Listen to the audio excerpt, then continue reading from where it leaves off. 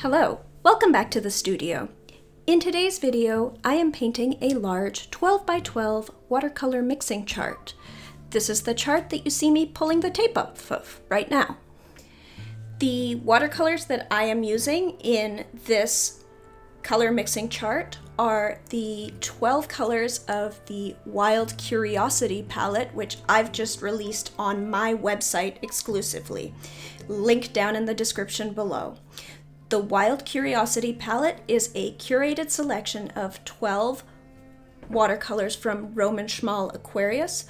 I've worked with Aquarius to develop this palette. It is both a versatile and easy to use palette if this is your first watercolor palette, but it's also a unique selection that showcases some of my favorite paints from the Roman Szmal Aquarius line. When I relaunch my online and in-person workshop series next week, these are the colors that I will be using while teaching those classes. So if that's something you're interested in, make sure that you hit like and subscribe so that you'll be notified when that comes out. If you're new here, welcome! My name is Lee. I'm a botanical and natural science illustrator based in Kitchener-Waterloo, Canada. On this channel, I share watercolor techniques and tips and some insights into my daily life as an illustrator. If this is content that you're interested in, don't forget to hit like and subscribe. Before I start, I'd like to get some quick materials questions out of the way. So to mix my mixes, I am using this deviled egg plate. I got it at a local thrift store. I think it was a couple of dollars. The surface I'm painting on is a watercolor paper laminated to an aluminum composite panel. The watercolor paper itself is Arches 140 pound or 300 GSM hot press. Because in my studio work, I have started to work very large. Some of my paintings are larger than a full-size imperial sheet, and I use a lot of paint. I don't like having my paper buckle, so I take rolled paper and I take it to a local print shop art preparator who custom manufactures me these panels. I will leave a link down below to the company I use, as well as a ready-made product that is very similar to what I'm using here, if this is something that you're interested in experimenting with. Finally, I've been a little bit extra and I have used some cheap washi tape from Amazon. I will leave a link down below for where I got that, and this just allows me to be as messy as I want in my little squares, and then when I peel off the tape, it'll still look super crisp and clean, like I paint perfect little squares and I'm a professional. If you followed any of my content before, it'll come as exactly no surprise what my very first color choice in this palette is. That's right, I'm using PY150 Nickel Azo Yellow. This is hands down 1000% my favorite watercolor pigment of all time, and Roman Szmal Aquarius's Nickel Azo Yellow is one of the better versions out there. I've tried a lot of them. What makes Nickel Azo Yellow so special is that it is an extremely transparent and strong tinting pigment. It is actually the most transparent pigment of any color index across currently available pigments, but this is particularly useful and unique among yellows, as most yellows have a very distinctive opacity to them. You can actually tell this by looking at Nickel Azo Yellow in the pan. So in the pan, most yellow watercolors, most of the common yellow watercolors that you might buy will appear yellow. That is a symptom of their opacity. Nickel azo yellow, by contrast, when you look at it in the pan, it appears quite dark, like a sort of brown tone. This is not because it'll paint out brown. It actually has a any transparent paint will layer all of those particles. You'll be able to see all of those transparent particles layered together in that pan, and they will always appear darker. Now, if you think about what is a dark yellow, because we don't see yellows very well. There's a whole bunch of color theory around that. I'll have to make a separate video, but when we see dark yellow, we see brown. Because of this transparency, when nickel azo yellow is applied in very thick layers in a thick mass tone, it may appear slightly golden, like it's got a bit of a bronzed brown look to it. However, because it is so strongly tinting, when you mix it, it mixes as its tinting color, which is more of a lemon yellow. So it is actually very close to the primary yellow in a CMY primary system when it's mixed at an equivalent strength to other pigments. I love the strength and the transparency of nickel azo yellow for use as a mixing color. I also love nickel azo yellow for how well it performs in layers and glazes. Because it's so transparent, it doesn't leave any kind of film over layers underneath, and you can create some really beautiful depth of color mixing progressive layers of nickel azo yellow along with other pigments. While I frequently use nickel azo yellow as my only yellow, in this palette I chose to showcase a second yellow pigment. The second paint in my Wild Creativity palette is a relatively new addition to Roman Szmal's line. This is Gamboge Hue, made with PY97. Whereas nickel azo yellow mixes as more of a mid or lemon yellow, which is to say it is slightly on the greenish side of the yellow range, Gamboge Hue is definitely more of an orangey sort of yellow. Think marigolds. Gamboge has quite a bit of a history. Gamboge used to be made of gamboge gum, which is a sort of tree sap. It had some toxicity issues as well as being very non-light fast, so it was discontinued from use and eventually replaced with what was frequently called new gamboge, nickel dioxine yellow. Nickel dioxine yellow, however, was discontinued by manufacturers as watercolor paint makers depend on pigments manufactured for other industries, and that dropped from production, so you can no longer get nickel dioxine yellow. So this is like the new gamboge. Roman Szmal Aquarius is one of the few brands formulating watercolor paints with this particular choice of pigment, and I have to say it's beautiful. As with nickel azo yellow, it is fairly transparent for a yellow pigment. Not nearly as transparent as nickel azo, but you know, not every pigment can be my favorite paint. However, what it lacks in transparency, it definitely makes up for in having this really warm, sunny, I would have to call it just a happy color. This is a color that I will frequently use on its own or with just a hint of some other color mixed in. There's something to that sunny marigold golden yellow that I find is really helped by just using a pure pigment rather than trying to mix it.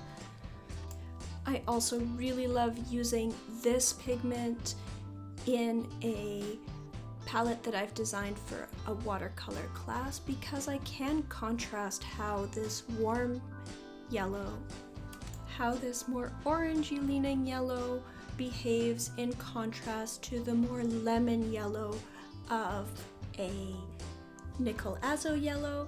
I find that the two together really help demonstrate some concepts of basic color mixing. My next paint choice is another one of my personal absolute favorites. This is DPP or Diketoperoloperol Aquarius Orange. Roman Szmal Aquarius is one of only 2 brands that produces this pigment. DPP, also known as PO107, was new enough when Roman Szmal Aquarius released this paint that it did not have an officially assigned pigment number yet. It is the same pigment as is used in Transparent Orange by Winsor & Newton. Ah! Wrong square! Wrong square! Wrong square! Wrong square! Wrong square! Wrong square! Okay, fixing. So, for anyone who thought that my paintings are always perfect on the first try, they're not! They're definitely not! I'm just as messy and spacey as anyone else, in fact, probably a lot more so. Watercolor is just a lot more forgiving than you think it is. I've filled in my square for the next color just to make sure that it wasn't too contaminated. It's fine, and now we can go back to talking about Aquarius Orange. One slightly unconventional choice that I make in many of my palettes, which I've replicated here in the Wild Curiosity palette, is that I've chosen a bright transparent orange, in this case Aquarius Orange, as one of my main bright saturated mixing colors in place of a more traditional red or rose tone.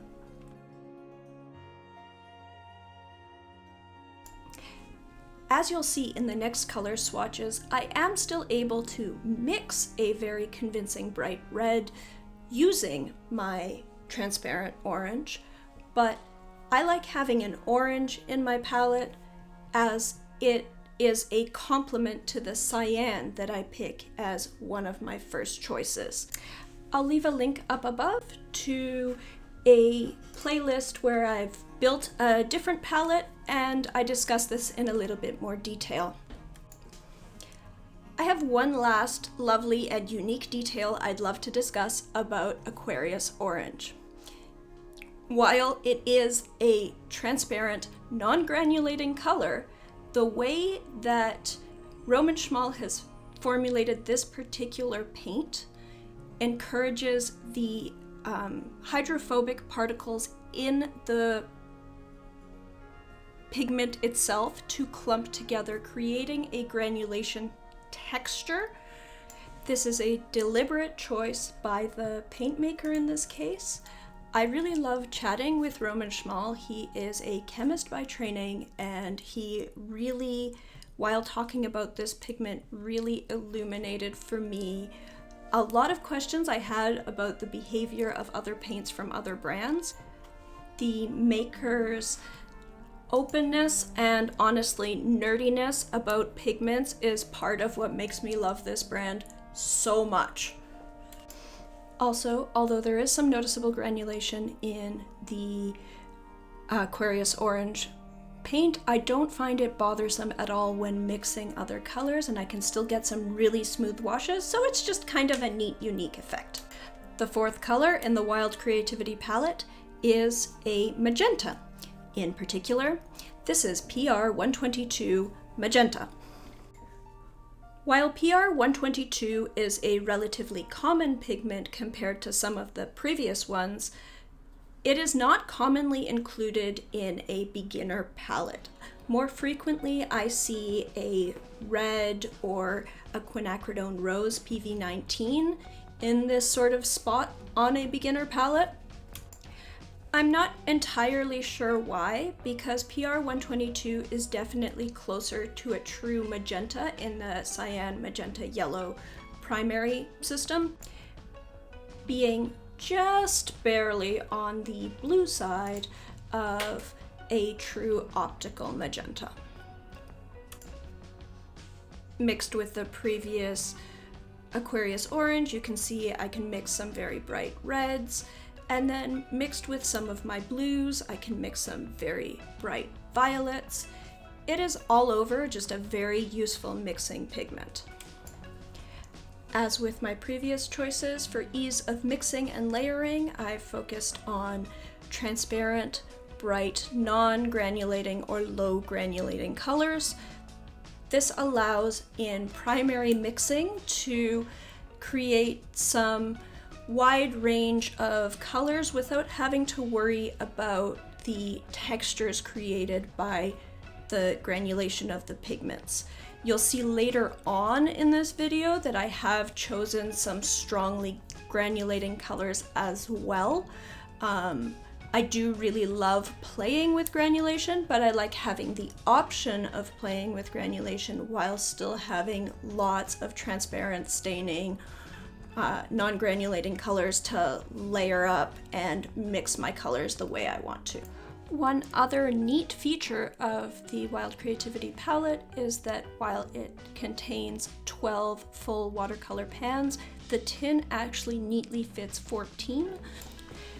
This way you can add your favorite colors and personalize the palette to yourself.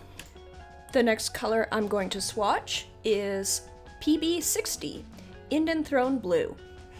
This is my choice for a reddish blue color.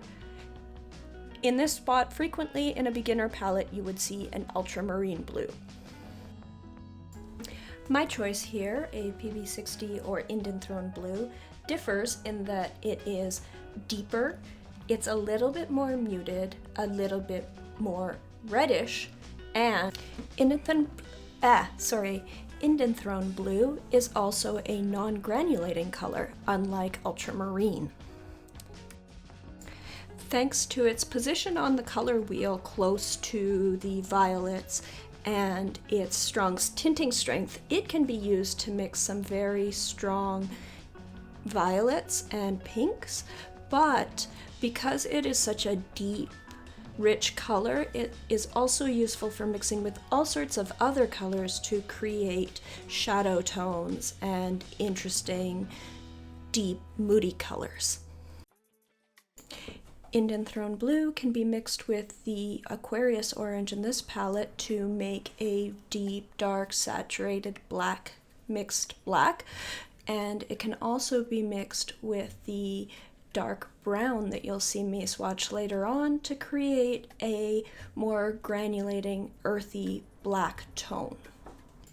Indian Throne Blue also mixes beautifully with Nickel Azo Yellow to make a wide range of earthy, realistic greens, and stands well on its own as a muted shadow color or even a single color paint if you want to paint tonal studies. The next paint I'm going to share with you is one of my favorites, but it's also one of my weirder choices for a basic standalone palette. I debated for a long time whether I should include this. My next paint that I'm going to show you is Ocean Blue, which is made with PBR24, that's a Naples yellow, and PB15-3, which is your standard phthalo blue-green shade. When originally painted out, this paint starts looking like a phthalo blue-green shade, just your completely average cyan blue that you would see in any palette. However, especially if it's applied with a lot of water, as it dries and separates, the PBR24, that Naples yellow, creates these drifts of a sandy color. It really does look like a sandy beach. It's a really fun, it's subtle, but it's a really fun effects paint. Because I'm a big nerd and spend a lot of time thinking about color theory, it was a tough choice for me to choose an effects paint as one of my cyan, magenta, yellow colors. I like teaching color theory, starting with a CMY triad, and it just feels a little bit strange to me that I have this weird effects paint in one of those spots. But in the end, I just couldn't resist including this paint that just makes me happy. And I think that's an important lesson, is ultimately when you're painting, you need to paint with what feels true to you. And I couldn't not share this. So here we go. And that, my fellow paint nerds, is half of my 12 colors. Or I've actually painted 3/4 of this color mixing chart now. This paint that you see me paint now is my 7th color in the Wild Curiosity palette, and this is Cobalt Sea Blue. I find that in the second half of a 12 color palette, I can always be a little bit more free and fun with my choices. Whereas for the first 6 colors that I choose in any palette that I'm going to be using routinely, I always focus on maximizing my chromatic mixing range and making sure that I have colors that I can mix and layer and mix all the colors that I want. Later on, I can just choose things that add more fun effects or a focus on colors that I enjoy. This Cobalt Sea Blue is a really beautiful version of a cobalt teal. I would like to point out that Roman Szmal Aquarius does sell a paint they call Cobalt Teal. The Cobalt Sea Blue is similar, but it is brighter and bolder, so that is definitely my preference. One of my favorite ways to use this paint is for creating iridescent effects. Because it is so heavy, it pushes away other paints, and so you can drop it in and create a really interesting contrast, which really mimics what you would see in an iridescent shell of an iridescent insect, for example. That is a demo that I will be including in my Are You Afraid of Color watercolor introductory course, as well as my nature journaling course. If that's also something that you would like to see in a video here on YouTube, just let me know down in the comments below and I'll make that happen. Moving along, we have another paint that is a little bit of a quirky choice for a starter palette, but I consider to be essential in all of my palettes, and that is Perylene Green. This is made with PBK 31. Perylene Green is a very deep, muted, yellowish green. It is so deep, in fact, that it is listed as PBK 31, BK being the color index for black pigments.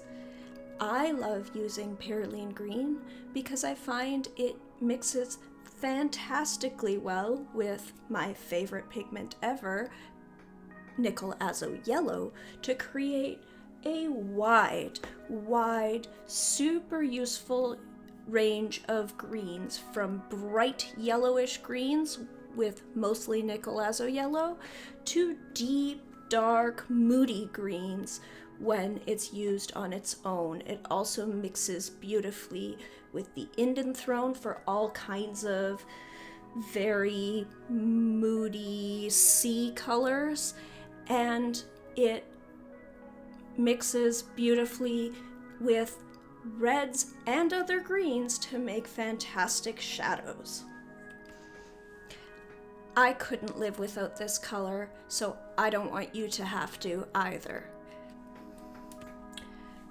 My next color is something that I picked totally just for fun. I like having one of these at least in every palette I design. something that I don't really need to create any work in particular, but that is just so fun. This is Autumn Green. Autumn Green is made with PY150, PR122, and PG26. So that's two colors that are also in this palette, and then the third color is a granulating green pigment. Mixed together, they make this bright, mossy, yellowish, granulating, separating, happy green.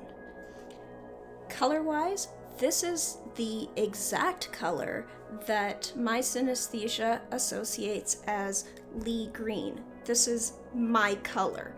The texture is just fun.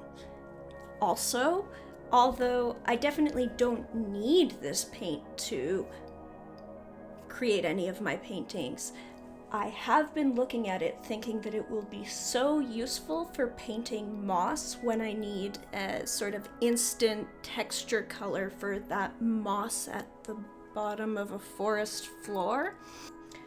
Yeah, this is just a fun color. And there's 2 more open slots in the tin so that you can choose your fun colors. Let me know down in the comments below what colors you find just fun that you'd like to add to this tin.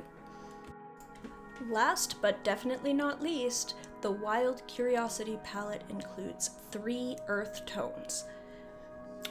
First up, a yellowish earth color. This is the spot usually taken up by something like a yellow ochre or a raw sienna, but of course I couldn't just choose a regular color because this palette is all about showcasing some more interesting choices.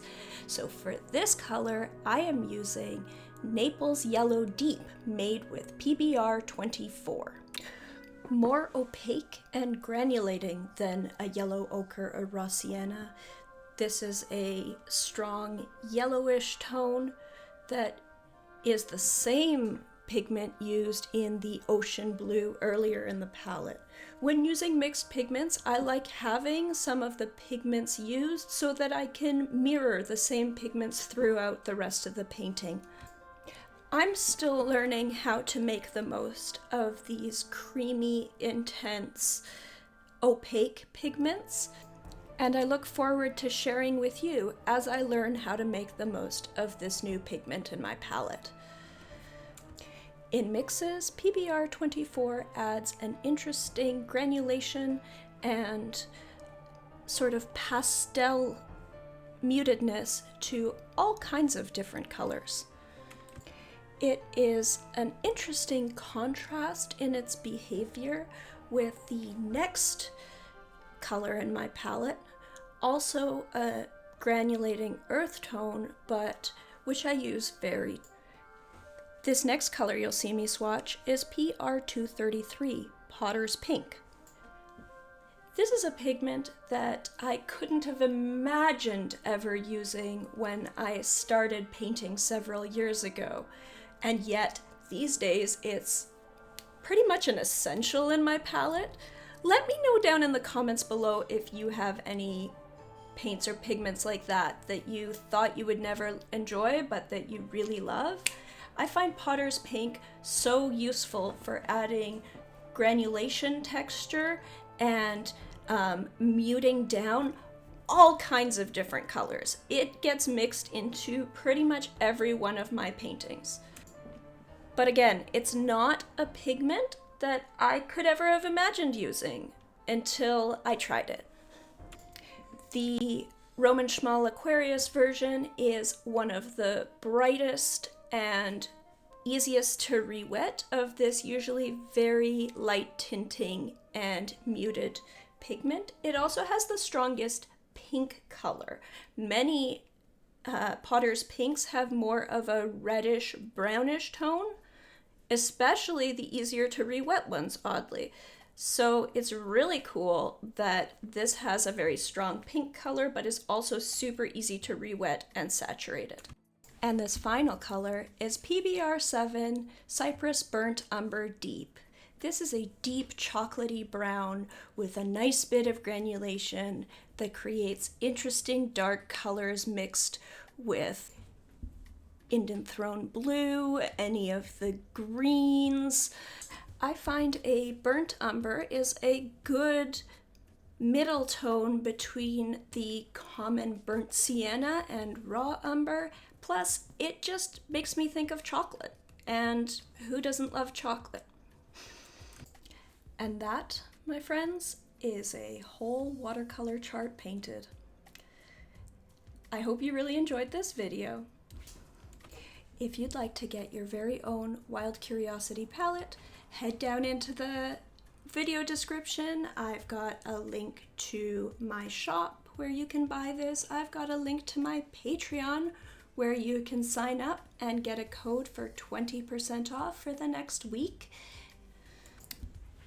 Also, don't forget to hit like, subscribe, and ring the bell so that you'll see my next content and how I use these paints. Thanks again for watching. Until next time, bye-bye.